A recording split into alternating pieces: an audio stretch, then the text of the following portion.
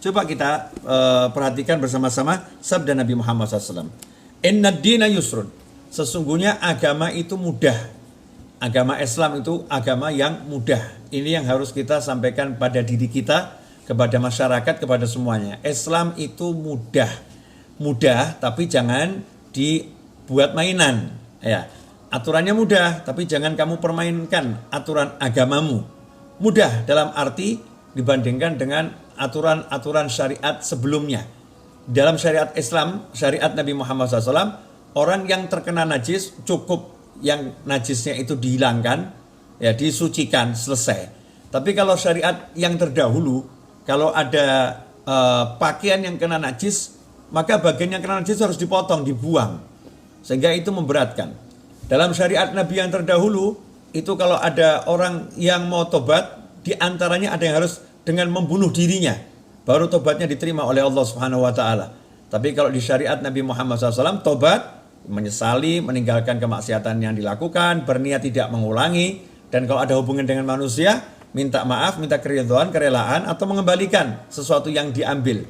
Mudah syariat Nabi Muhammad SAW. Inna dina yusrun, walan yusyadad dina ahadun illa ghalabah. Dan tidaklah seseorang itu bersikap keras dalam beragama, dalam beramal, kecuali dia pasti akan dikalahkan oleh sikapnya itu sendiri. Jadi ada orang yang maunya sepanjang malam bangun untuk ibadah, maka nanti dia akan dikalahkan oleh sikapnya itu sendiri. Tiba-tiba menjelang subuh dia tertidur, subuhnya pun hilang. Atau mungkin setahun, 2 tahun, dia bisa ibadah sepanjang malam. Tahun ketiga, Masya Allah, bahkan bukan sepanjang malam, setengah malam pun tidak, seperempat malam pun tidak. Akhirnya dia cuma bangun untuk sholat subuh. Bangun untuk sholat subuh saja. Sunnahnya sepanjang malam hilang. Ada orang yang di awal itu dia puasanya Masya Allah. Puasanya dia habis-habisan. Setiap hari dia puasa. Dia kejar puasa luar biasa. Tapi 8 tahun kemudian, 10 tahun kemudian, seperti yang sudah saya sebutkan, kualitas puasanya pun menurun, kuantitas puasanya pun menurun. Kenapa? Karena manusia punya sifat jemu. Manusia punya sifat bosan. Karena itu diatur oleh Allah Subhanahu wa taala lewat Nabi Muhammad SAW, jangan bersikap keras memaksakan diri dalam beragama, dalam beramal soleh. Betul, kita harus paksa diri kita untuk amal soleh, harus paksa diri kita untuk sholat tahajud, harus paksa diri kita untuk puasa, harus paksa diri kita untuk sedekah, harus paksa diri kita untuk amal soleh, tapi jangan melampaui batas kemampuan kita. Jangan memaksakan diri, karena agama tidak suka pada orang yang melebihi batas kemampuannya.